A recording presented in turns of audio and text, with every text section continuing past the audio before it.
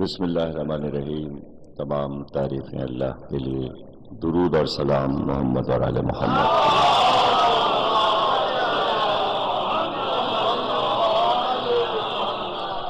الوداع شیخ کی 5ویں تقریر رضا خانہ قصر مسیب میں عظمت ابو طالب کے موضوع پر آپ حضرات سماعت فرما رہے ہیں۔ عرض کیا جا رہا تھا کہ عدل الہی کے پیش نظر یہ ضروری تھا کہ اگر ایک چچا دشمنی کر رہا ہے سرکار رسالت سے اور دوسرا چچا اپنی جان فدا کر رہا ہے تو دونوں کا ذکر قرآن میں ہونا چاہیے، اور اللہ مصلحتوں سے کام نہیں لیتا۔ سورہ اتارا اس نے سورہ لہب، تبت یدا ابی لہب، اس کے ہاتھ ٹوٹ جائیں۔ لہب کے معنی ہے شعلہ، اور یہ اس کی کنیت ہے، نام نہیں۔ شعلہ جلتا ہوا شعلہ، تو سورے سے اندازہ ہوتا ہے کہ وہ زندگی میں بھی جل رہا تھا اور اب بھی جل رہا ہے۔ کچھ اسی سے ملتا جلتا سورہ قرآن میں تلاش کرنا پڑے گا کہ آگ یا روشنی دو طرح کی ہوتی ہے، ایک نور ہے اور ایک نار ہے۔ نار جلا دیتی ہے اور نور عزت عطا کرتی ہے۔ نوری آگ ظاہر ہے کہ نور میں ایک ٹھنڈک ہوتی ہے۔ روشنی سورج میں بھی ہے۔ سورج کی روشنی انسان کو فرحت دیتی ہے۔ سورج کی روشنی نے سارے عالم کو روشن کیا ہوا ہے۔ عربی میں سورج کی روشنی کو ضحیٰ کہتے ہیں۔ یہ جو عید ہے آپ کی، اس میں یہ لفظ آتا ہے۔ قرآن میں ایک سورہ ضحیٰ بھی ہے۔ ارشاد ہوا بسم اللہ الرحمن الرحیم والضحیٰ واللیل اذا سجا ما ودعک ربک وما قلی الم یجدک یتیما فآوی ووجدک ضالا فہدی۔ اب یہ سورہ جس میں قسم کھا کے گفتگو ہو رہی ہے والضحیٰ، قسم ہے چڑھتے ہوئے دن کی جب آفتاب اپنی پوری روشنی کے ساتھ عالم پہ چھا جائے، یعنی نصف النہار پہ آ جائے۔ سورج کی 5 منزلیں ہیں۔ پہلے وہ طلوع ہوتا ہے، اور طلوع ہونے کے بعد چڑھتا ہے۔ چڑھنے کے بعد درمیان میں آتا ہے، نصف النہار پہ آتا ہے۔ نصف النہار کے بعد اب جو منزل آتی ہے وہ زوال کی ہے۔ زوال کے بعد غروب ہے، یعنی 5 منزلیں ہیں۔ طلوع ہوا، پھر عروج پہ آیا، پھر نصف النہار پہ آیا، پھر زوال پہ آیا، غروب ہو گیا۔ تو اب 5 منزلوں میں 3 منزلیں بلند ہیں، یعنی طلوع ہوا اور پھر عروج پہ آیا۔ نصف النہار یعنی یہ اس منزل پر ہے کہ بالکل چکر بنا ہوا ہے سر پہ، یعنی بلندی کی آخری منزل ہے، اور اس وقت کی منزل کو کہتے ہیں والضحیٰ۔ یعنی اس کی قسم ہے مجھ کو کہ آ گیا آفتاب بلندی پر. میں قسم کھا رہا ہوں اس وقت کی جب آفتاب اپنی بلندی کی آخری منزل پر آ جائے. واللیل اذا سجا، مجھے تاریک راتوں کی قسم کہ جب تاریک رات چھا جائے. سجا کے معنی ہے چھا جانا. ساج عربی کا لفظ ہے، چھا جائے، پھیل جائے. تو تضاد تو دیکھیے کہ ایک طرف چڑھتے ہوئے سورج کی قسم اور دوسری طرف چھاتی ہوئی تاریک رات کی قسم. یہ ہے صنعت تضاد. جیسے آپ بولتے ہیں رات اور دن، گرمی اور سردی. یعنی آفتاب چڑھا ہوا اور رات اتنی تاریک کہ چھا گئی ہے، اندھیری ہو گئی ہے. اور دونوں کی مجھ کو قسم، تاریکی کی بھی قسم اور روشنی کی بھی قسم. اور روشنی بھی ایسی کہ جو چھا چکی ہے، چاروں طرف پھیل چکی ہے. سورج کی روشنی چاروں طرف پھیلی ہوئی ہے. اور اس کے بعد ما ودا کا لفظ ہے ودا سے. ودا اسی کو آپ بولتے ہیں الوداع. ودا کے معنی ہے چھوڑ دینا، لیکن اچھا ترجمہ اردو میں ہوتا ہے رخصت. جب کہتے ہیں الوداع یعنی کسی کو رخصت کیا، لیکن معنی ہے اس کے چھوڑ دینا. کسی کو چھوڑ دینا. کہتے ہیں نا آپ ایئرپورٹ فلاں کو چھوڑنے جا رہے ہیں، سفر پہ جا رہے ہیں، ٹرین پہ انہیں چھوڑنے گئے تھے، ودا کرنے گئے تھے. ودا کا ہم نے نہیں چھوڑا تجھ کو. ما ودا کا ہم نے نہیں کہا الوداع، تجھ کو نہیں چھوڑا. بہت آسان میں ترجمہ کروں گا سلیس لفظوں میں تاکہ سب کے بچوں کے جوانوں کے سمجھ میں آئے. رب کا وما قلا، قلو عربی کا لفظ ہے. یعنی نہیں غصہ کیا تجھ پر، نہیں ناراض ہوا تجھ سے، نہ تجھ کو میں نے چھوڑا نہ میں تجھ سے ناراض ہوا. قسم ہے مجھ کو چڑھتے ہوئے دن کی اور تاریک راتوں کی. تجھ سے ناراض بھی نہیں ہوا، تجھ کو میں نے چھوڑا بھی نہیں. الم یجدک یتیما فآویٰ، تو یتیم تھا میں نے تجھے سرپرست دیا.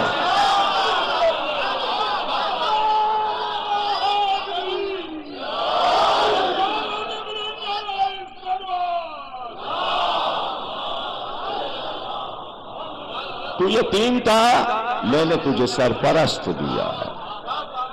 وَوَجَدَكَ ضَالًا فَأَهْدَىٰ. اب یہاں پر ایک لفظ پہلے ہم آپ کو سمجھا دیں، نازک سا لفظ ہے ضالًا. زال. اب بعض مفسرین نے اس لفظ کا ترجمہ کیا ضالین سے. سورہ علم میں آیا ہے کہ گمراہ لوگوں کا راستہ نہ اختیار کرو. ظالین. لیکن یہ ظالین سے ظالن نہیں ہے، یہاں ظالن کے معنی کچھ اور ہوں گے. یہاں پہ کہا جا رہا ہے وَوَجَدَكَ ضَالًا فَأَهْدَىٰ، کیا تو نہیں کھو گیا تھا کہیں، لیکن ہم تیرے سرپرست بن گئے. یہاں لفظ گمراہ نہیں لکھ سکتے، اللہ اپنے حبیب کو یہ نہیں کہے گا، تو ظالن کے معنی تلاش کرنا پڑیں گے کہ یہ کیا ہے کہ پیغمبر سے کہا جا رہا ہے. اب مفسرین نے ترجمہ کر دیا کہ معاذ اللہ تم گمراہ تھے اور ہم نے تمہاری ہدایت کی. اتنا شوق ہے مسلمانوں کو ہر ایک کو گمراہ کر کے اللہ کی طرف سے ہدایت کا. لیکن آیت دیکھنا پڑے گی اس سے پہلے کہ تو یتیم تھا. یتیم کب ہوئے؟ بچپن میں ہوئے. یتیم بچپن میں ہوئے، یعنی باپ اور نہ ماں. اور پھر بہت ہی بچپن میں سرپرست دادا بھی چلا گیا. پختہ حیات جو سرپرست ہیں وہ ابو طالب ہیں، اور اسی بات کو قرآن بیان کر رہا ہے کہ یہ سورہ ہم اتار رہے ہیں سرپرست کی شان میں۔ اگر سورہ لہب ابو لہب کے لیے ہے تو سورہ زحا ابو طالب کے لیے ہے۔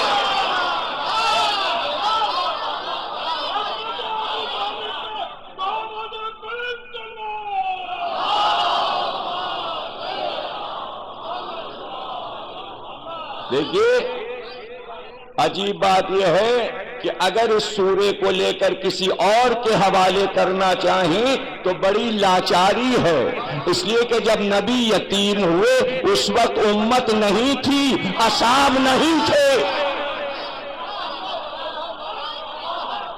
آپ کسی کو یہ سورہ دے نہیں سکتے۔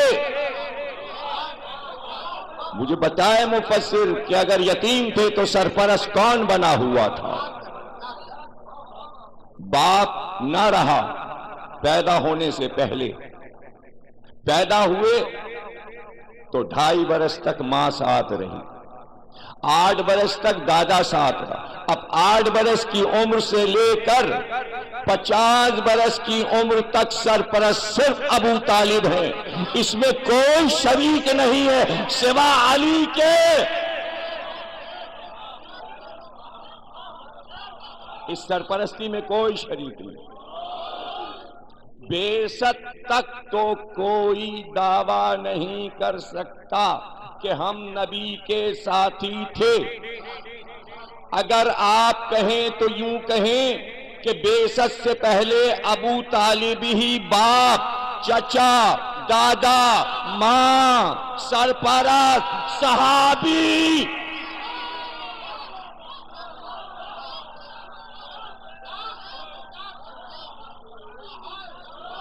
اور ایک لفظ اور کہہ دوں پھر دوہرا دوں، اب اس وقت ابو طالب ہی محمد کے باپ بھی ہیں، چچا بھی ہیں، سرپرست بھی ہیں، پناہ گاہ بھی ہیں، صحابی بھی ہیں، بلکہ نبی کی پوری امت ابو طالب۔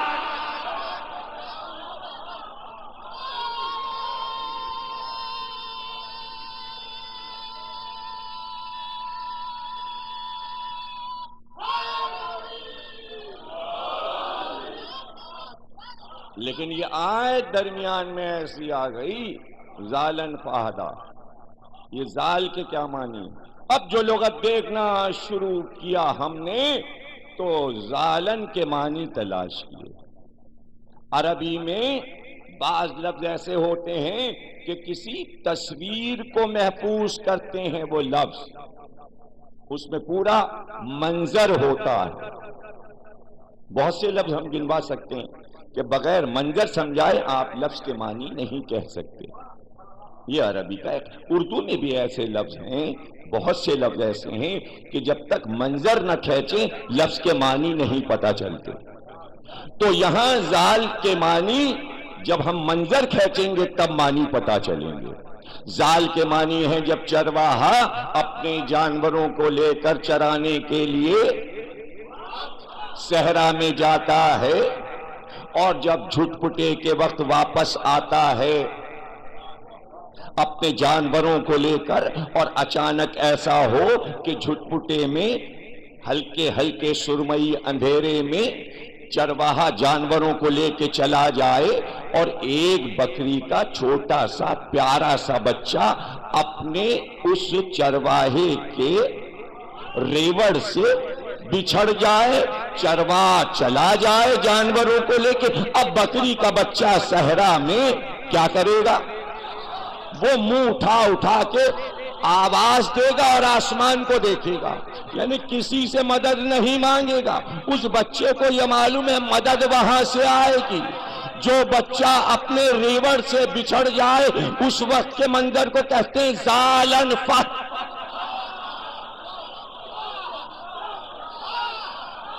ایک معصوم بچہ کارواں سے بچھڑ گیا اور ادھر دیکھ کے کہہ رہا ہے میں کہاں جاؤں، میں تنہا ہو گیا، کس کی پناہ میں جاؤں؟ اے محمد، ماں مر گئی، باپ مر گیا، دادا تم اس معصوم بچے کے ادھر اسی وقت ہم نے ابو طالب جیسا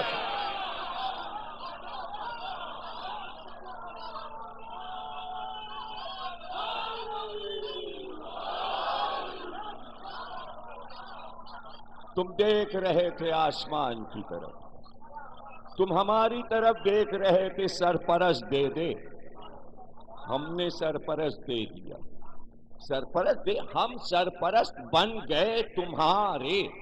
یعنی ابو طالب کا یہ عمل وہ نہیں کر رہے تھے، عمل میں تھا، ابو طالب کی پناہ گاہ میں تھا، میں بنا ہوا تھا۔ یعنی جب معصوم کوئی عمل کرتا ہے تو ہمیشہ اللہ اس کو اپنی طرف منسوب کر لیتا ہے۔ اے میرے حبیب، یہ کافروں پہ مٹھی بھر کے مٹی آپ نے نہیں پھینکی، ہم نے پھینکی۔ فرشتوں نے آدم کے پتلے کو بنایا، اللہ نے کہا میں نے اپنے ہاتھ سے پتلا بنایا۔ جب معصوم کوئی عمل کرتا ہے اللہ کہتا ہے یہ کام میں نے کیا۔ ابو طالب نے سرپرستی نہیں کی، میں نے کی۔ ابو طالب کا عمل خدا کا عمل۔ اب جب ابو طالب کا عمل تیرا عمل ہے، کیا تو اپنے عمل پر، اپنے عمل پہ ابو طالب کو جہنم میں بھیجے گا؟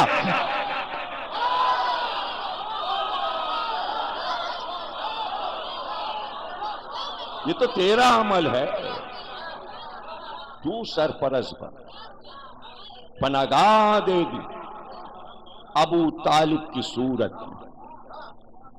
وَالضُّحَىٰ، قسم ہے چڑھتے ہوئے دن کی۔ یہ تو بتا دے یہ کون سا چڑھتا ہوا دن ہے؟ کیا قیامت تک جتنے بھی چڑھتے ہوئے دن آتے رہیں گے ان کی قسم؟ نہیں، ایک مخصوص دن ہے۔ دیکھیے قرآن میں یہ واو الف لام یہ سب جو لگ جائیں تو پھر مختص ہو جاتا ہے، وقت ہو جاتا ہے لفظ۔ یہ الف لام بہت قیامت ہے قرآن میں، ہر یوم نہیں، الیوم اکملت لکم دینکم، ہر دن نہیں دین کامل ہو رہا، ایک دن بس آیا جس دن دین کامل ہوا، اس لیے کہ اس میں الف لام لگا ہوا ہے۔ ایک دن آیا، وَالضُّحَىٰ، ایک دن آیا کہ جب دن چڑھ رہا تھا اور آفتاب رسالت غار حرا سے اتر رہا تھا، دن پھیل رہا تھا، رسول چڑھائی سے اتر رہا تھا۔ ہم نے کوئی بات کی تھی اس چڑھتے ہوئے دن میں، اور غار حرا کو انہوں نے چھوڑا تھا۔ غار حرا ایک پناہگاہ ہے، عربی میں غار کے پناہگاہ کو عربی میں کہتے ہیں کہف، کہف کہتے ہیں، اصحاب کہف، وہ اصحاب جو غار کی گفا میں رہتے ہیں، کہف میں رہتے ہیں، اور علی کو کہتے ہیں کہف الورا۔ جب آپ حضرت علی کی زیارت پڑھیں گے تو اس میں کہیں گے السلام علیکہ یا کہف الورا۔ قیامت یہ ہے کہ کہف کہتے ہیں اس پہاڑی غار کو کہ جس سے بڑا کوئی غار نہ ہو، یعنی چھوٹے چھوٹے غار اس میں سما جائیں، یعنی چھوٹی چھوٹی پناہگاہوں کی بھی پناہگاہ، اسے کہتے ہیں کہف۔ اب ورا کا لفظ لگا کے بات ختم کر دی، ورا ما ورا، یعنی اس کے اوپر اب کوئی پناہگاہ ہے ہی نہیں۔ علی وہ پناہگاہ جس پہ کوئی پناہگاہ۔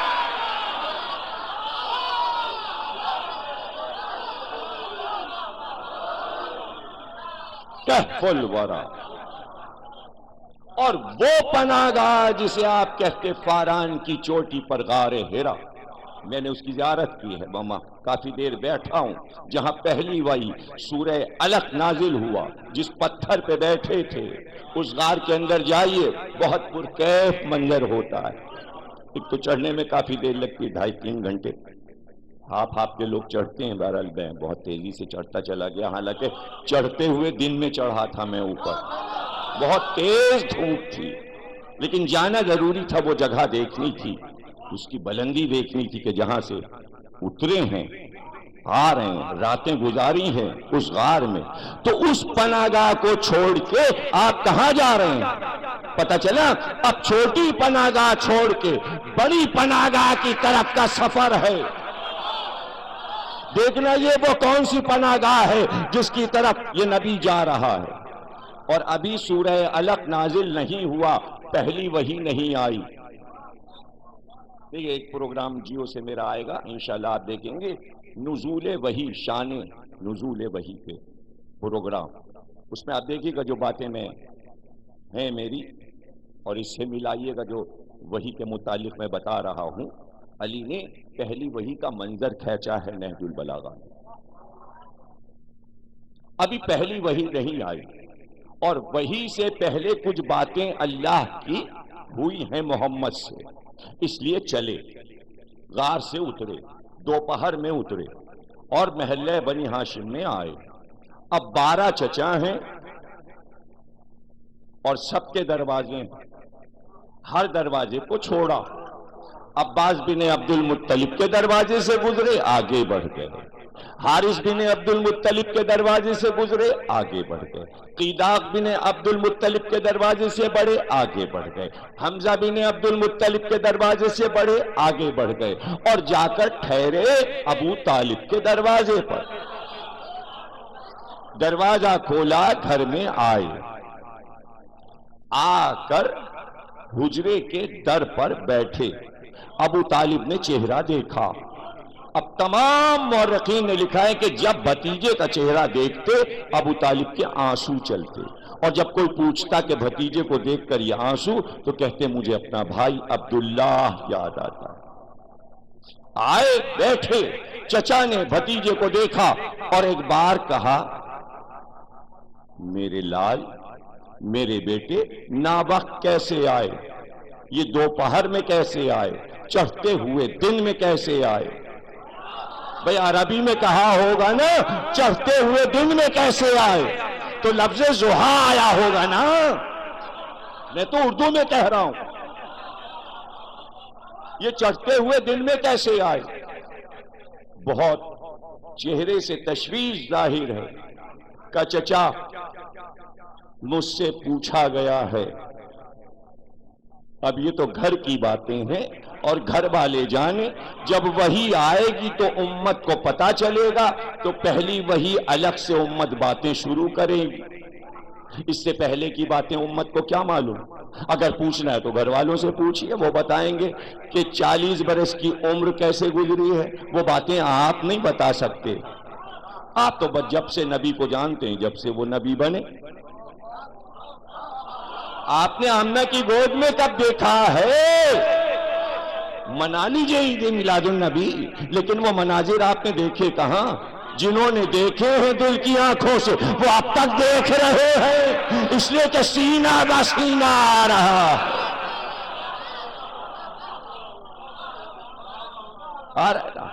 کہیں تو کریڈٹ دیں گے، کہیں تو نمبر دیں گے، ہر چیز تو نہیں چھینی جا سکتی۔ مادی چیزیں چھن جاتی ہیں، روحانی سفر نہیں چھنا کرتا۔ چڑھتے ہوئے دن میں کیسے آئے میرے لال؟ کہ اللہ نے یہ کہا ہے کہ ہم تمہارے اوپر وحی کا بوجھ ڈالنا چاہتے ہیں، ہم پورے دین کا بوجھ تمہارے کندھوں پہ ڈالنا چاہتے ہیں۔ اب تم بتاؤ کہ پہلی وحی آئے، تم دین کا وزن اٹھا سکتے ہو؟ تو میں نے یہ سوچا کہ میں پہلے چچا سے تو پوچھ لوں۔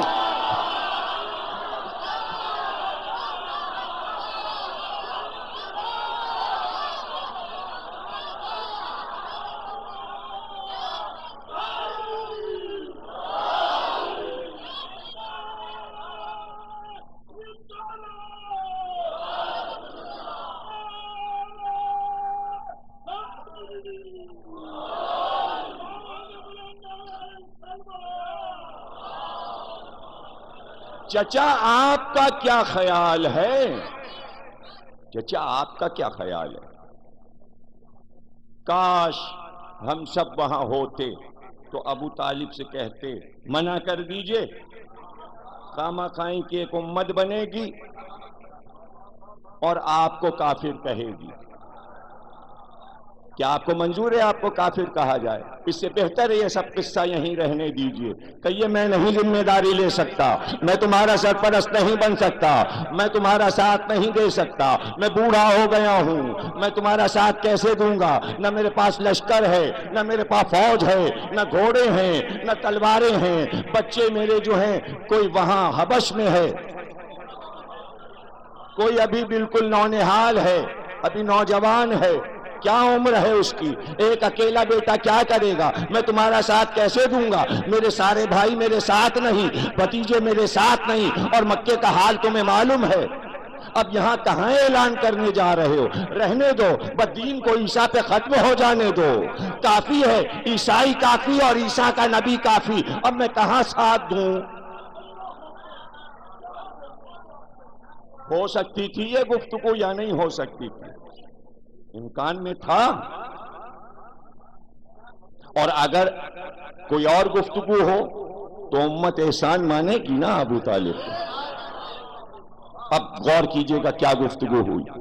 چچا نے بھتیجے سے کیا کہا؟ بھتیجا جو کچھ کہنا چاہتا تھا وہ کہہ چکا.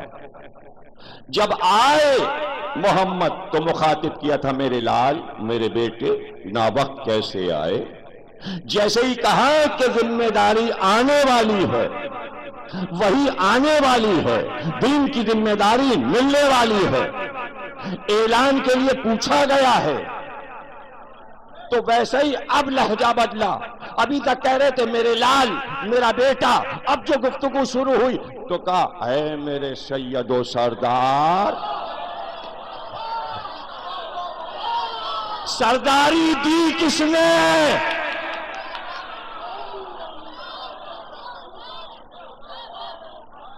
اے میرے سید و سردار.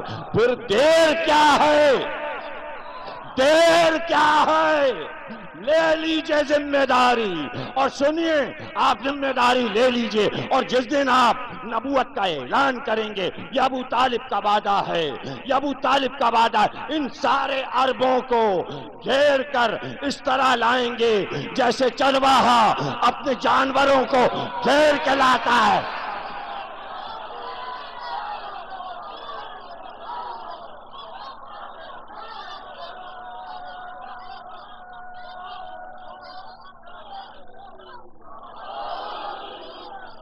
ان عربوں کو گھیر کے لائیں گے، آپ کے قدموں پہ گرا دیں گے. اور اگر کوئی ہاتھ اٹھے گا تو جسم پہ ہاتھ نہ رہے. تبت یدا.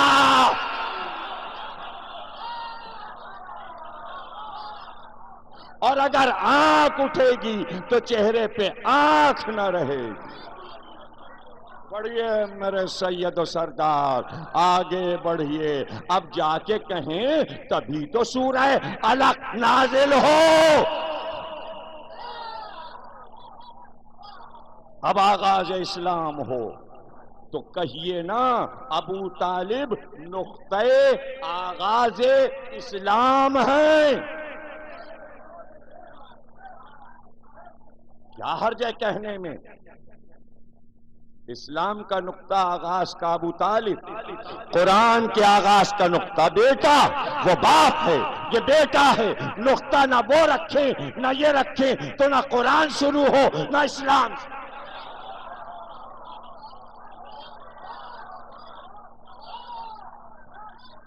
ابن ابی الحدید معتزلی، فرقہ معتزلہ کا مشہور ادیب اور شاعر ہے. عباسی کتب خانے کا بغداد میں انچارج ہے اور سینکڑوں کتابیں لکھی ہیں. اس نے قصیدہ لکھا تو اس میں کہا آپ کے دو ہی سرپرست تھے. مکے میں ابو طالب تھے، مدینے میں علی تھے. وہ باپ تھا، یہ بیٹا تھا. نہیں ہے کوئی سرپرست. کہہ دوں یہاں پہ جملہ، اگر ابو طالب اور علی کے ساتھ حصے دار کوئی سرپرست ہوتا تو اس کا گھرانہ بھی دشمنی کا مرکز بن جاتا. کس کی اولاد کو مارا جا رہا ہے؟ اس کی اولاد کو قتل کیا جا رہا ہے، ابو طالب اور علی کی اولاد صرف اس بات کے لیے قتل کیا جا رہا ہے۔ اگر شروع میں تم محمد کی سرپرستی نہ کرتے تو ہم خود بنا لیتے ابو سفیان کو نبی، ہم انتخاب کر لیتے، ووٹنگ سے نبی بناتے۔ حسرتیں تو یہی تھیں۔ اگر ایسا نہیں تھا تو اسلامی حکومت بنی امیہ تک کیوں پہنچائی گئی؟ کیوں پہنچائی گئی؟ یزید تک کیوں گئی؟ کیوں قصیدہ خوانی ہوئی؟ محمد کے دشمنوں کی قصیدہ خوانی صرف اس بات پر کہ کلمہ پڑھ لیا، اس لیے کلمے کو بہانہ بنایا ہوا ہے۔ اور جو کلمے کے سرپرست بن گئے، جنہیں ابو طالب کہتے ہیں، اس چڑھتے ہوئے، اب ترجمہ کر رہا ہوں، وَالضُّحَىٰ، اس چڑھتے ہوئے دن کی قسم کہ جب محمد نے آ کر ابو طالب سے پوچھا آپ میری مدد کریں گے؟ سورہ ابو طالب کے لیے ہے۔ اس وقت کی قسم جب ابو طالب سے پوچھا گیا آپ ساتھ دیں گے، اور جب وعدہ ہوا، پیکٹ ہوا، وَاللَّيْلِ إِذَا سَجَىٰ، جب رات چھا جائے، اس رات کی قسم، کہاں چڑھتے ہوئے دن کی قسم اور کہاں رات کی قسم۔ جو وعدہ کیا تھا ابو طالب نے وہ راتوں میں پورا کر دیا۔ جب شیب ابی طالب میں محمد سو جاتے اور رات چھا جاتی، تاریخ ہو جاتی، محمد سو جاتے، محمد کو ہٹاتے، کبھی علی کو لٹاتے، کبھی عقیل۔ ان راتوں کی قسم جب وعدہ نبھا دیا اور رسالت کی حفاظت کی، شیب ابی طالب میں چڑھتے ہوئے دن میں وعدہ کیا، تاریخ رات میں قربانی بچوں کی دی، الم یجد کا یتیمن فآویٰ، کیا ہم نے تمہیں سرپرست نہیں دیا؟ ہم نے تمہیں سرپرست دیا، ابو طالب جیسا سرپرست دیا۔ ایک چچا اگر دشمنی پہ آمادہ ہے تو اور چچا بھی دشمنی پہ آمادہ ہو۔ اللہ کا یہ کہنا کہ ہم نے چچا کے دل میں یہ ڈال کر سرپرست بنایا، تو ابو طالب جو کچھ کر رہے ہیں وہ ان کا اپنا عمل نہیں ہے بلکہ خدا کا عمل ہے۔ یہ حکم الہی سے ایسا ہو رہا ہے۔ تو اب ابو طالب کو کیا پرواہ ہے کہ زمانہ انہیں کافر کہے یا کیا کہے؟ انہوں نے کبھی پلٹ کے پوچھا کہ محمد ہم تو چلے جائیں گے، تمہاری نبوت پوری ہو جائے گی، امت بن جائے گی؟ یہی تو کمال ہے ابو طالب کا جو اس وقت میں آپ کے سامنے عرض کرنا چاہتا ہوں۔ ایک بار بھی نہیں پوچھا میرا جنت میں مقام کیا ہے، مجھے صلہ کیا ملے گا، مجھے کیا ملے گا، مجھے اسلام میں عہدہ کیا ملے گا، مجھے منصب کیا ملے گا۔ ایسے مزہ نہیں آئے گا۔ جب خلافت مل گئی اور دھوم دھام ہو گئی تو 90 سال کے بوڑھے کے پاس لوگ گئے کہ مبارک ہو آپ کے بیٹے کو خلافت ملی۔ کہ کیسے مل گئی، کیا وہاں بنی ہاشم نہیں تھے؟ کہا تھے تو لیکن بزرگ کو دی گئی ہے، جو سب سے بزرگ ہے اس کو دی گئی۔ تو باپ نے کہا اس کا بزرگ تو میں ہوں، مجھے ملنی چاہیے۔ یعنی ہر بوڑھا صرف اتنا کہنا تھا کہ ہر بوڑھا اس حسرت میں تھا کہ شاید نبی کے ہاں کوئی عہدہ ہمیں مل جائے۔ واحد بوڑھا اسلام میں ابو طالب ہے، کوئی عہدہ نہیں چاہیے، کوئی منصب نہیں چاہیے۔ کچھ لوگ خدمت کرتے ہیں اور پلٹ کے نہیں دیکھتے کہ اس کا صلہ کیا ملے گا۔ اور وہ نام گنوا دوں آپ کو، جان لگا کے، جی توڑ کے، جان کو فدا کر کے کچھ لوگوں نے اسلام کی خدمت کی، لیکن نہ اپنے مالک سے، نہ مالک کے نبی سے، نہ ولی سے، نہ وصی سے، نہ امام سے یہ نہیں پوچھا کیا ملے گا۔ کون سا منصب ملے گا، کیا شہرت ملے گی، کیا عظمت ملے گی، کیا عزت ملے گی؟ وہ تین نام بڑے ہیں، ایک ابو طالب، ایک عباس، ایک زینب۔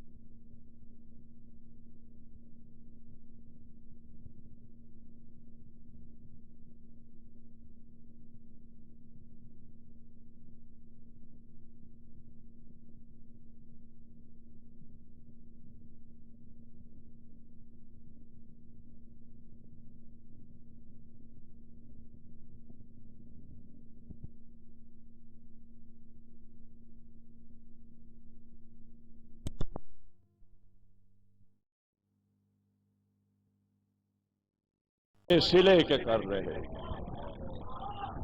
कितने कीमती नाम बता दिए मैंने।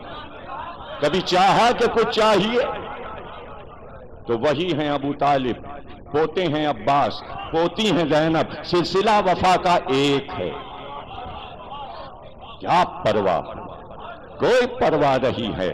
और फिर जो खिदमत की, रोता हुआ भतीजा आया, पूरे जिस्म पे गलाजत थी, फेंक दी गई थी नमाज में, सजदे में ओजड़ी फेंकी गई थी, सर से पैर तक देखा और चचा को देख के रोने लगे। कुछ नहीं कहा, बस सिर्फ ये कहा, चचा अबू तालिब मैं कौन हूं आपका। रोते हुए आए, नबी हो चुके, नबी हो चुके। नबी के पहलू में बैठकर रोना और है, और नबी खुद रोता हुआ किसी के पास जाए और है।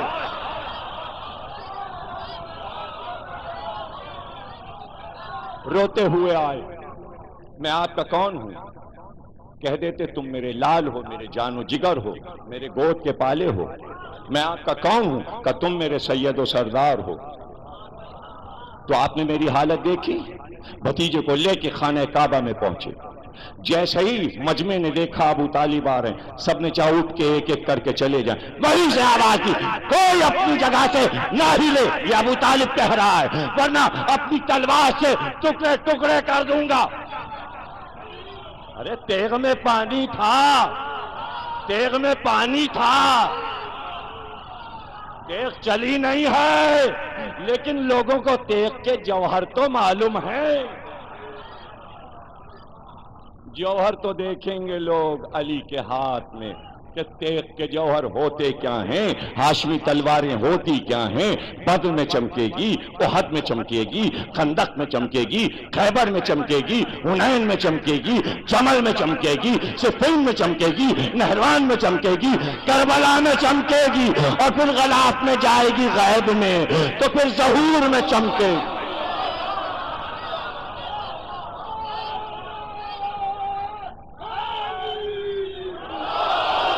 अबू तालिब ने तो सिर्फ कब्जे पे हाथ रखा था। अबू तालिब ने तो सिर्फ कब्जे पे, कोई अपनी जगह से ना हिले, सब ठहर गए। लेके भतीजे को करीब आए। किसने किया ये? मोहम्मद ने इशारा किया, इब्ने ज़बारी ने किया। अबू जहल के पहलू में था, बड़ा सरदार उधर भी है, बड़ा सरदार काफिरों का सरपरस्त मौजूद है। एक तरफ ईमान का सरपरस्त है, एक तरफ कुफ्र का सरपरस्त है। अब देखिए किसने किसको ललकारा। ये सामने अबू जहल है, सारे बड़े सरदार काफिरों के खड़े हुए हैं। एक बार हुक्म दिया, कहा ज़बरी इधर आ, सामने आ। इब्ने ज़बरी सामने आया, कहा मोहम्मद अब यही गलाजत इसके चेहरे पे मली जाएगी। अब मालूम है इनके लिए तथीर है। कहा हमजा, हमजा आगे बढ़ो मेरे भाई, और ये उठा के इसके चेहरे पे मलो, और किसी में हिम्मत हो तो आके बचा ले।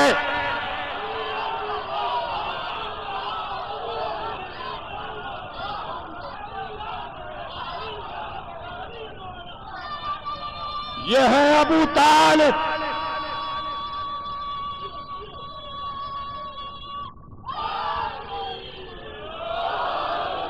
ये है अबू। साजिश थी, साजिश में पता नहीं कामयाब हुए या नहीं कि अबू तालिब को काफिर लिख दो। हुकूमतों ने लिखवाया, अब्बासी खुलफा ने लिखवाया, बनी उमैया के खुलफा ने लिखवाया, इसलिए कि दुश्मनी अली से थी। लेकिन अली ने भी फैसला कर दिया। बाग में पानी दे रहे और लोग आते हैं, ये वक्त भी आया कि अली के मुंह पे कहा जाता, सुना अली तुम्हारा बाप जहन्नुम में जल रहा है। कोई जवाब नहीं दिया। फिर कोई आया, फिर कह के चला गया, फिर कोई आया, फिर कह के चला गया, और फिर कोई आया तो अब मुखातिब हुए, तो घोड़े पे क्या बैठे हो, नीचे उतरो, यहां फर्श पे बैठो, फिर बात करो, और मिट्टी पे बैठो, सामने बैठ के बात करो। तो आते रहे लोग, जाते रहे। जब देखा आ गया कोई बड़े स्टेटस का, तो कहा बात कर ही लूं, अब बात हो ही जाए। उतार के बिठा लिया, کہا بیٹھو، اور سامنے علی بیٹھ گئے اور مجمع بیٹھ گیا.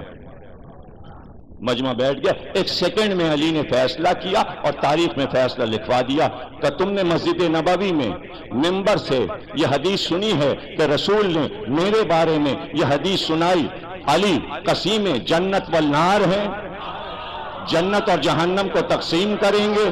کہاں سنی ہے کہ تقسیم تو میں کروں گا، میں اپنے باپ کو جنت میں لے کے.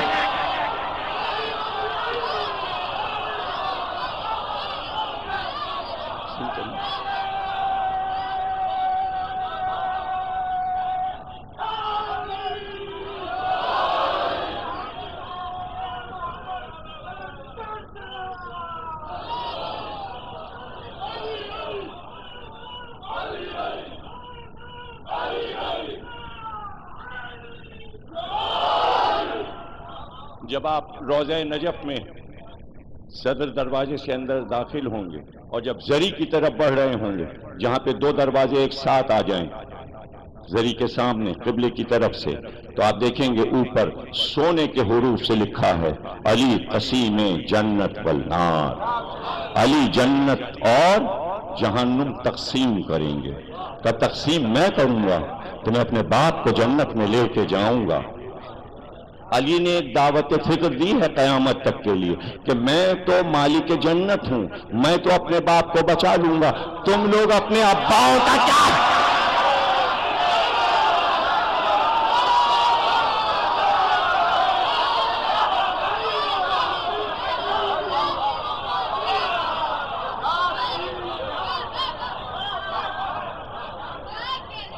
امام حسن علیہ السلام علی کے پاس آئے، کہا بابا کچھ لوگ ہمارے دادا کے بارے میں، یہ تو وہ جانے جس کے باپ دادا کو کچھ کہا جائے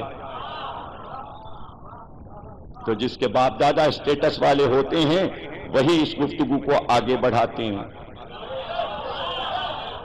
ورنہ اور لوگوں کی بات ہو اس کو یہیں دبا دو. ہاں بھائی ہمارے باپ دادا بت پرست تھے، اب اس بحث کو جانے دو. پتہ چلا یہ بحث اسی لیے چل رہی ہے کہ نہ کسی کے باپ پہ بات ہو سکتی ہے نہ کسی کے دادا پہ بات ہو سکتی ہے. اور علی کہہ رہے ہیں، علی نے فخر کے ساتھ خطبے میں کہا میرے باپ ابو طالب، نبی کے باپ عبداللہ، ان کے باپ عبد المطلب، ان کے باپ ہاشم، ان کے باپ عبد مناف، ان کے باپ قصی، ان کے باپ کلاب، ان کے باپ لوئی، ان کے باپ غالب، ان کے باپ حمیشہ، ان کے باپ علیشہ، ان کے باپ کنانا، ان کے باپ نظر، ان کے باپ عدنان. کسی نے بت پرستی نہیں.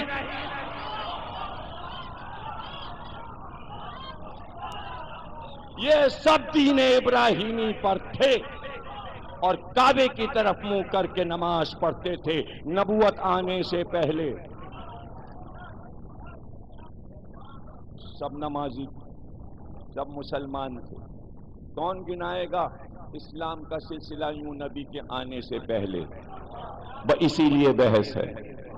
عجیب بات یہ کوئی بحث نہیں کرتا کہ عبد المطلب کافر تھے، یہ کوئی نہیں کہتا عبداللہ کافر تھے، یہ کوئی نہیں کہتا کہ ہاشم کافر تھے، یہ کوئی نہیں کہتا کہ عبد مناف کافر تھے، یہ کوئی نہیں کہتا کہ قصی.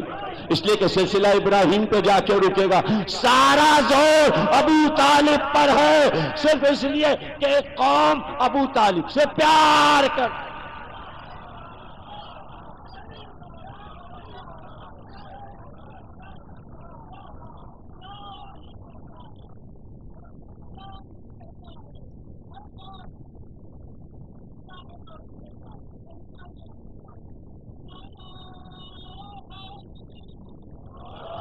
کہ بیٹا جاؤ، اگر کسی نے کچھ کہا ہے مجمع میں جا کے اعلان کر دو، اپنے دادا کے بارے میں سب کو بتا دو. بتاؤ جا کے سب کو کہ محشر کے میدان میں 5 نور پورے محشر کے میدان پہ چھا جائیں گے. 5 نور چھا جائیں گے. جہاں 1,24,000 انبیاء ہوں گے ان کے اوپر بھی 5 نور چھا جائیں گے. ایک عبد المطلب کا نور، ایک عبداللہ کا نور، ایک ابو طالب کا نور، ایک عقیل کا نور. ایک جعفر کا نور، اور یہ 5 نور چھا جائیں گے محشر کے میدان میں. اور جا کے بتا دو کہ جب یہ 5 نور آئیں گے تو اللہ سب سے پہلے ابو طالب سے یہ حکم کرے گا کہ ابو طالب جس کو چاہو محشر کے میدان سے تم بخشوا کے اپنے ساتھ جنت میں لے.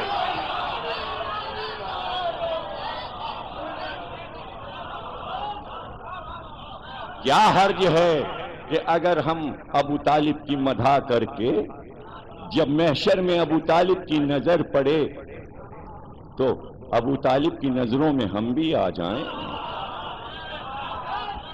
ابو طالب یہ کہہ کے پکاریں کہ تم نے تو ہمارا ذکر کر کے شان رسالت بڑھائی ہے، اس لیے آؤ ہمارے ساتھ آ جاؤ.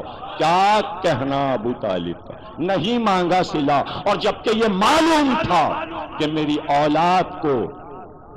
اولاد کو قیامت تک سزا اس بات کی دی جائے گی کہ نبی کی سرپرستی کیوں کی، اس کی بھی پرواہ نہیں. علی اگر تمہاری جان بھی چلی جائے حفاظت کرتے کرتے، ابو طالب کو کوئی پرواہ نہیں. تمہاری جان بھی اگر چلی جائے جاؤ جا کے حفاظت کرو. جعفر جاؤ جا کے یوں فدا کر دیا بیٹوں تو آغاز کربلا کر دیا ابو طالب نے.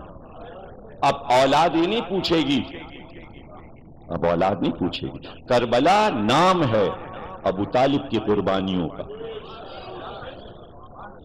دیکھیے سب آئے ہیں، ہر قبیلے کے 2 لوگ آئے، لیکن خاندان کے لوگ جو گئے وہ سب طالبی تھے.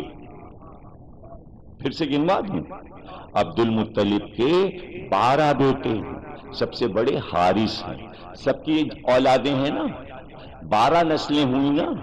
12 نسلوں میں سے صرف 2 بیٹوں کی اولاد کربلا آئی، بس 10 کی نہیں آئی، 2 کی آئی. ایک عبداللہ اور ایک ابو طالب. عبداللہ کے بیٹے محمد، محمد کی بیٹی فاطمہ، فاطمہ کے بیٹے حسین. ابو طالب کے بیٹے علی، علی کے بیٹے حسین. تو 2 ہی بھائیوں کی نسل تو ہوئی.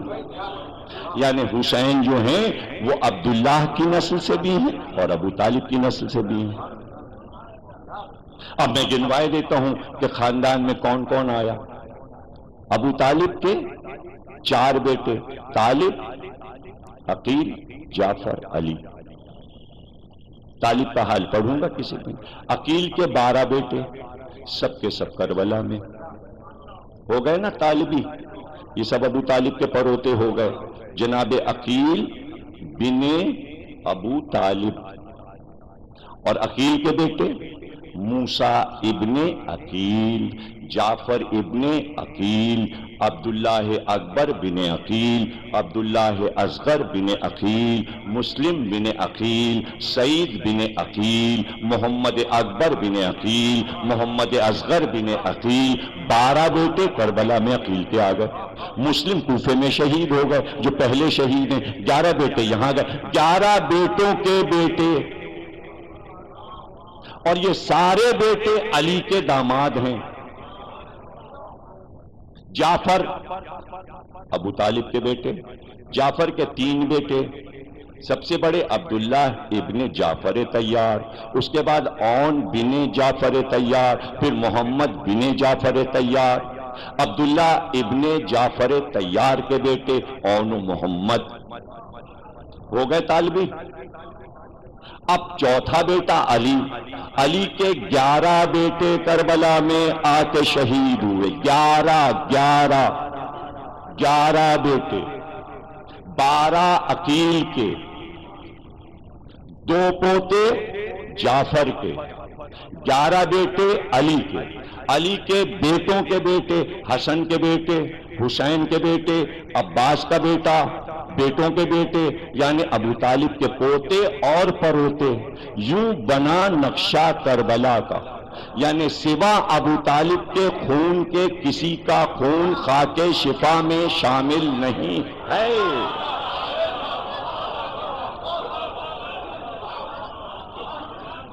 یہ ہے کربلا.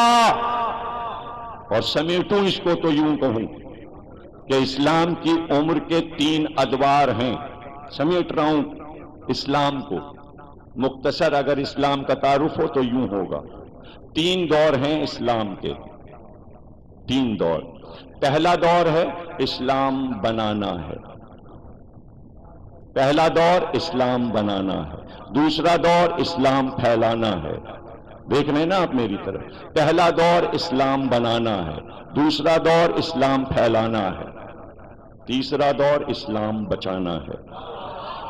کل 3 دور ہیں، پہلا دور مختصر، دوسرا دور مختصر، تیسرا دور قیامت تک۔ اسلام کو تو قیامت تک، ان الدین عند اللہ الاسلام، ہم نے پسند کر لیا قیامت تک کے لیے اس دین کو، تو حفاظت کا دور جو ہے اسے قیامت تک جانا ہے۔ یہ دور ہے بڑا، جو کام یہاں پر ہوگا وہ بڑا کام ہوگا، جس کے سپرد ہوگا وہ بھی بڑا ہوگا۔ پہلا دور اسلام بنانا ہے، یہ تینوں کام محمد کو کرنے ہیں، نبی کو کرنے ہیں۔ اسلام بنانا ہے، اسلام پھیلانا ہے، اسلام بچانا ہے۔ اب جو کام بھی ہوگا وہ نبی کا کام ہوگا۔ جب اسلام بن رہا تھا تو ابو طالب نے بنایا، پہلا دور ختم ہوا۔ جب اسلام پھیل رہا تھا علی نے پھیلایا۔ جب اسلام بچانے کی بات آئی حسین نے بچایا۔ ہے کوئی حصے دار؟ دادا بیٹا پوتا، دادا بیٹا پوتا، بنایا دادا نے، پھیلایا بیٹے نے، بچایا پوتے نے، ہے کوئی نام اور اس کے علاوہ؟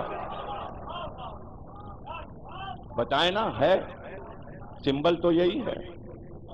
کوئی ہے حصے دار؟ پھیلانے میں کوئی حصے دار ہے؟ بنانے میں کوئی حصے دار ہے؟ بچانے میں کوئی حصے دار ہے؟ کوئی بھی نہیں۔ اب جو بھی کام ہوگا جب بنے گا، اور جو حصے دار، سارا حصہ ابو طالب کا، پھیلانے میں حصے دار سارا حصہ علی کا، بچانے میں جو حصے دار سارا حصہ حسین کا، سارے کربلا والے حصہ حسین کا۔ اب جو حسین سے وابستہ ہو جائے وہ بچانے والوں میں، جو علی سے وابستہ ہو جائے وہ پھیلانے والوں میں، جو ابو طالب سے وابستہ ہو جائے وہ بنانے والوں میں۔ ارے کتنا آسان نسخہ بتا دیا میں، دعوت فکر ہے ابو طالب۔ اور کیا اچھا ہے کہ تینوں سے وابستہ ہو جائیں، کیا اچھا۔ ہم بچائیں گے، نانا پھر ہم بچائیں گے تو قیامت تک کے لیے بچائیں گے، پھر اسلام کسی سے بھیک نہیں مانگے گا۔ سر بھی کٹ جائے جب بھی ہم ہی بچائیں گے، سر کٹا کے بچائیں گے۔ جسم رہے گا کربلا میں، سر رہے گا سفر میں۔ ادھر جسم بچائے، ادھر سر بچائے۔ 245 معجزات ہیں سر حسین کے کٹنے کے بعد۔ اگر صرف پڑھنا شروع کروں تو اشرا پورا ہو جائے۔ صرف اگر 245 معجزات پڑھ دوں جو سر حسین سے رونما ہوئے، سر جسم سے جدا ہوا، معجزات شروع ہو گئے۔ نیزے پہ چڑھا، آنکھیں کھلی تھیں، کوفے میں بہن کا سر کھلا دیکھا، آنکھیں بند کر لی، معجزہ شروع ہو گیا۔ آج اسی پہ تقریر ختم کر رہا ہوں، صرف سر حسین پڑھوں گا بس۔ میرے یہ بھائی بابر روز فرمائش کریں زینب کا سفر پڑھ دیجئے، منزلیں پڑھ دیجئے۔ بیٹا ہمت نہیں پڑ رہی، تمہاری فرمائش اپنی جگہ، میں ایک ایک منزل پڑھوں گا۔ کربلا سے کوفے، کوفے سے قادسیہ، موصل، قنسرین اور حلب ہوتے ہوئے جو سواری زینب کی پہنچی ہے، ہر منزل بتاؤں گا، لیکن ہمت نہیں پڑتی کہ کس منزل پہ کیا ہوا۔ اگر ہمت پڑی، آج بھی جو کچھ پڑھ رہا ہوں یہ بھی ہمت کی بات ہے، ورنہ اندر سے دل جو ہے وہ کانپنے لگتا ہے کہ ادائیگی کیسے ہوگی۔ حسین کے سر کا سفر شروع ہوا، کوفے میں ہماری آئی، بھائی نے آنکھیں بند کر لی، نیزے پہ ساتھ ساتھ، بہن ہماری پہ، بھائی کی سواری نیزے کی نوک پر۔ میں بہت مختصر پڑھوں گا، ظاہر ہے 245 تو نہیں پڑھ سکتا نا، جتنے بھی میں پیش کر سکا، بس ایک سفر ہے سر حسین کا، اور وہ دیکھتے جائیے، کبھی نیزہ چلتا ہے اور کبھی رکتا ہے، کبھی زمین میں گڑ جاتا ہے، اور جب رک جاتا ہے تو اشقیاء تازیانہ لے کر سید سجاد، تمہارے باپ بڑھتے کیوں نہیں؟ قیامت گزرتی ہے اسیروں پر، اب زنجیر سنبھالے بیٹا نیزے کے نیچے آتا ہے، بابا تازیانے نہیں کھائے جاتے، بابا سواری آگے کیوں نہیں بڑھتی؟ کہ سید سجاد راستے میں سکینہ اونٹ سے گر گئی، میری سکینہ اونٹ سے گر گئی،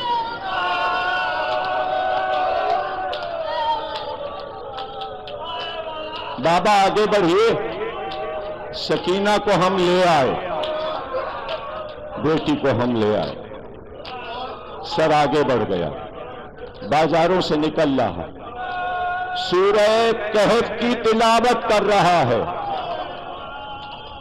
اور زید بن ارقم صحابی رسول سورہ کہف سن کر کہتے ہیں تیرا قصہ تو اصحاب کہف سے بھی زیادہ عجیب تر ہے،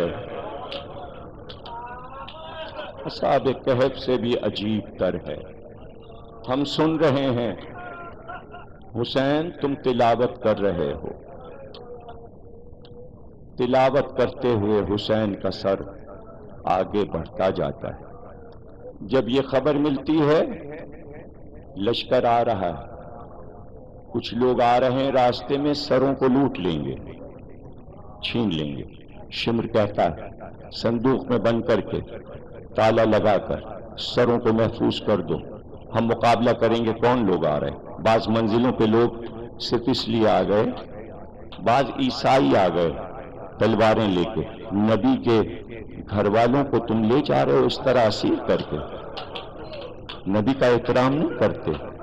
یہ پرچہ میرے پاس آ گیا کل کی اس بات پر کہ قرآن میں یہ آیت ہے کہ نصارہ اور یہودی تمہارے دوست نہیں ہو سکتے، لیکن میرے بھائی آج جا کے آپ سورہ یاسین پڑھیے گا غور سے ترجمے کے ساتھ، اس میں یہ بھی ہے کہ یہ نصارہ یہ عیسائی آتے ہیں اور قرآن کی آیات سن کر روتے روتے سجدے میں گر جاتے، جہاں عیسائیوں کی مذمت ہے وہاں تعریف بھی ہے قرآن میں، غور سے قرآن کو پڑھیے، اور یاد رکھیے ہر قوم میں اچھے بھی ہوتے ہیں اور برے بھی ہوتے ہیں، جس قوم میں برے ہوتے ہیں بروں کی قرآن مذمت کرتا ہے، اور جہاں اچھے ہوتے ہیں وہ کہیں کے بھی ہوں ان کی تعریف کرتا ہے۔ اسی لیے قول رسول ہے علم کہیں بھی ملے لے لو، اس میں شرط نہیں ہے مومن کی اور مسلمان کی، اگر مشرک اور کافر کے پاس بھی علم ہو تو لے لو، اس لیے کہ علم پسند لوگ جو ہوتے ہیں وہ برے نہیں ہوتے۔ اسی لیے نبی کا یہ قول ہے کہ ہم حکومت کو باقی رہنے دیتے ہیں، مشرک اور کافر کی حکومت کو باقی رہنے دیتے ہیں، لیکن ظالم کی حکومت چاہے مسلمان ہی کیوں نہ ہو ختم کر دیتے ہیں۔ کیا اب تک تاریخ غور سے نہیں پڑھی اور قول رسول کو سمجھی نہیں دنیا؟ اگر مسلمان ظالم ہے تب بھی احترام ہوگا، اور اگر عیسائی حسین کا احترام کر رہا ہے تب بھی اس سے دشمنی ہوگی۔ کوئی عدل بھی ہے؟ اسلام عدل کی دعوت دیتا ہے۔ اگر ایک نصرانی سر حسین کو اٹھا کے سینے سے لگا لے تو وہ دشمن نہیں ہے، وہ دوست ہے، اور ایک مسلمان اگر زینب کی چادر چھین لے تو وہ دوست نہیں ہے۔ جہالت کی باتیں مت کرو، جہالت کی باتیں نہیں کرنی چاہیے۔ کیا عیسائی ابو طالب کو کافر کہہ رہا ہے؟ یہودی ابو طالب کو کافر کہہ رہے ہیں؟ مسلمان ابو طالب کو کافر کہہ رہے ہیں؟ عدل عدل عدل کی نگاہ کرو، اور آیت سے آیت کو ٹکرایا نہ کرو، ایک دم آیت کو مثال میں نہ دے، پہلے پورے قرآن کا مطالعہ کرو، تفسیر کا مطالعہ کرو، اور ائمہ کے اقوال دیکھو، رسول کے اقوال دیکھو۔ اگر دشمنی ہوتی عیسائیوں سے تو مباہلے میں کبھی اس طرح نہ جانے دیتے، اس طرح نہ چلے جانے دیتے، ہٹ گئے سامنے سے، اس لیے کہ لعنت تھی۔ عیسائیوں نے لعنت نہیں لی، نہ جھوٹے بنے نہ لعنت لی، ہٹ گئے، سامنے سے ہٹ گئے، اور جب جانے لگے تو احترام کے ساتھ رسول سے رخصت ہوئے۔ اور جب رسول بیٹھے تھے اور سارے عیسائی راہب آئے ملنے کے لیے نبی سے، تو نواسہ حسین زانوں پہ تھا، اور راہب نے کہا ہم جاتے ہیں لیکن چاہتے ہیں آپ دعا کریں۔ سمجھ تو گیا کہ یہ دعا کریں تو آسمان زیر و زبر ہو جائے۔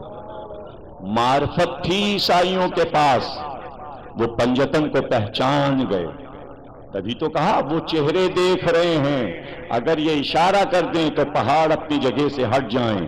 مسلمان تو معجزوں ہی کو نہیں مان رہا پنجتن کے، عیسائی معجزہ مان رہے تھے، وہ جانتے تھے یہ پہاڑ کو ہلا سکتے ہیں۔ اب سمجھے،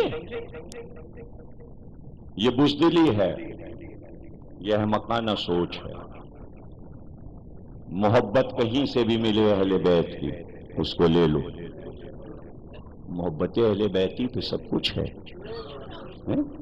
نپولین بوناپارٹ حملہ ہوتا ہے برطانیہ کا تو رات بھر جاگتا ہے، اور جاگ کے مرثیہ حسین کا لکھتا ہے۔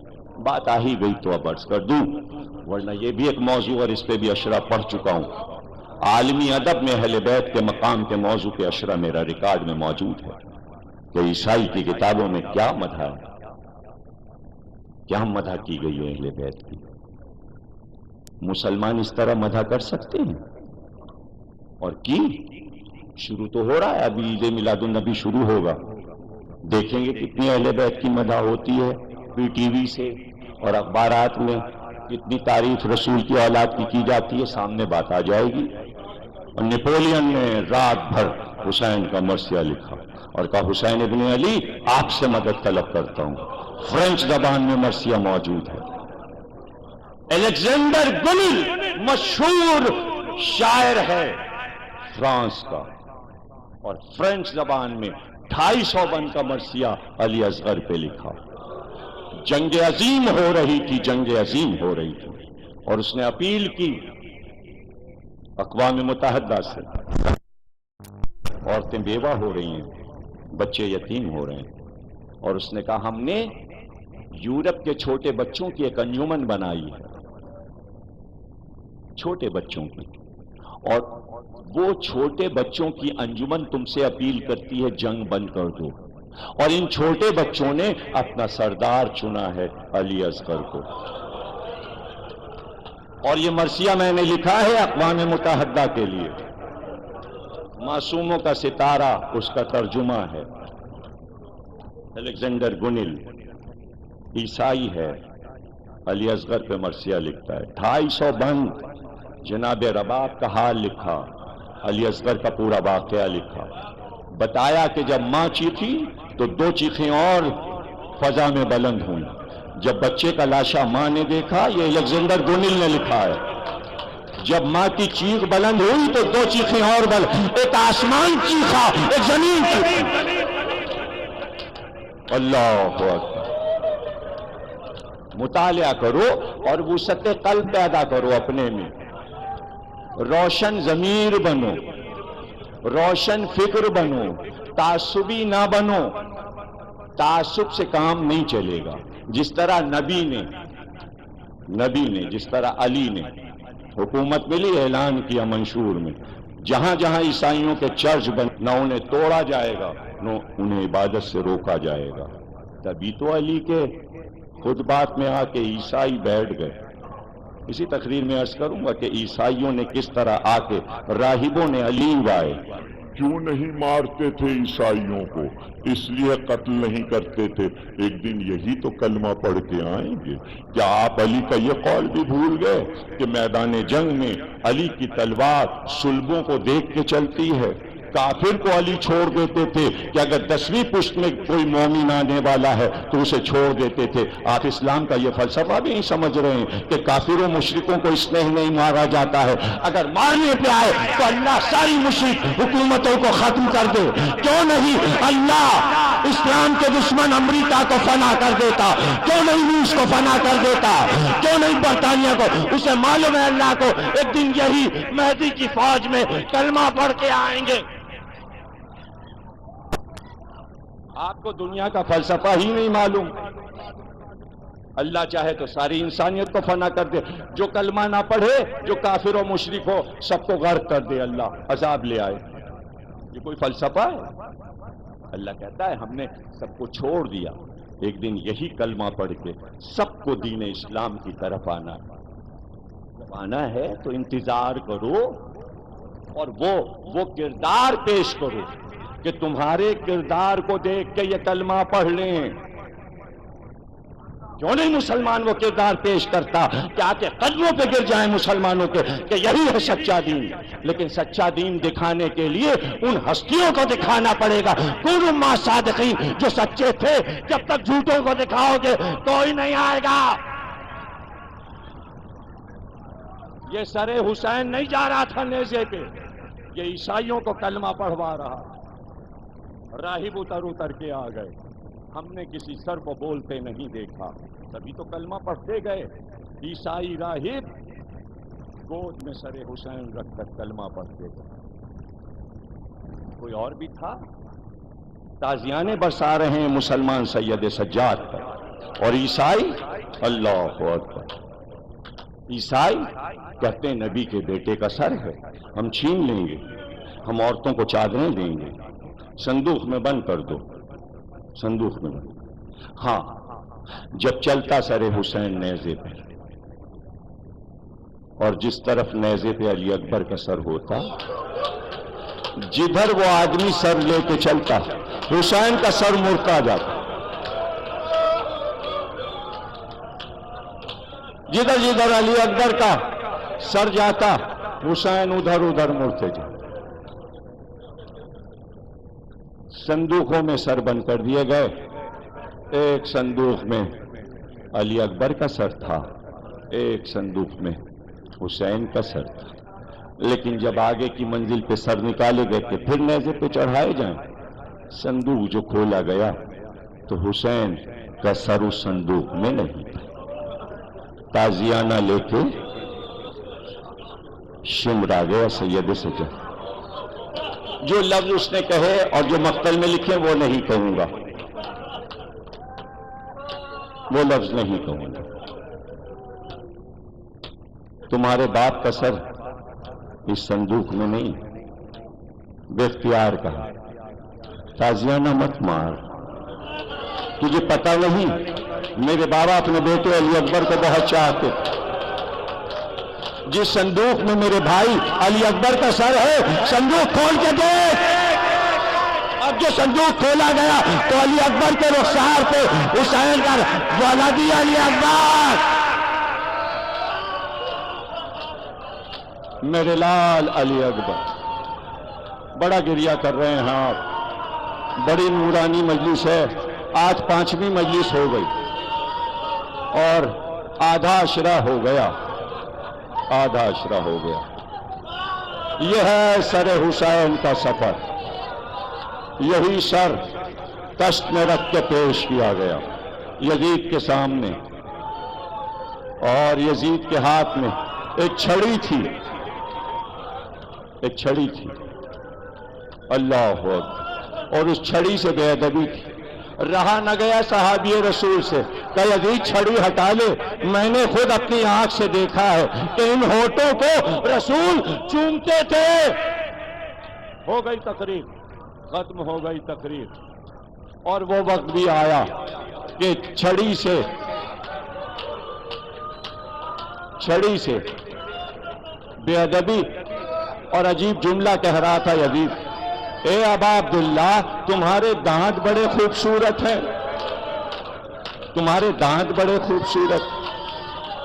وہ وہی وقت تھا کہ سکینہ کی نظر باپ کے سر پہ پڑی، اور پکارا، کہا بابا آپ کو پتا ہے راستے میں سکینہ کے ساتھ کیا ہوا؟ آخری جملے تقریر۔ ایک بار سکینہ کی آواز پہ یزید کی نظر اٹھی اور بے اختیار کہنے لگا، سکینہ ہم نے یہ سنا ہے تمہارا یہ باپ تم سے بہت محبت کرتا تھا۔ ہاں محبت کرتا تھا، محبت۔ یہ باپ مجھے اپنے سینے پہ سلاتا تھا، رات کو بابا مجھے اپنے سینے پہ سلاتے تھے۔ ایک بار یزید نے کہا،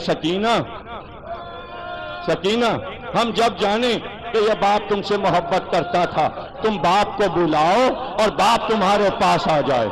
ایک بار سکینہ نے آواز دی، بابا یزید میری محبت کا امتحان لے، بابا آ جاؤ۔ سر حسین اٹھا، سکینہ نے پھٹا ہوا دامن، سر حسین، سکینہ ایک بار منہ پہ، بابا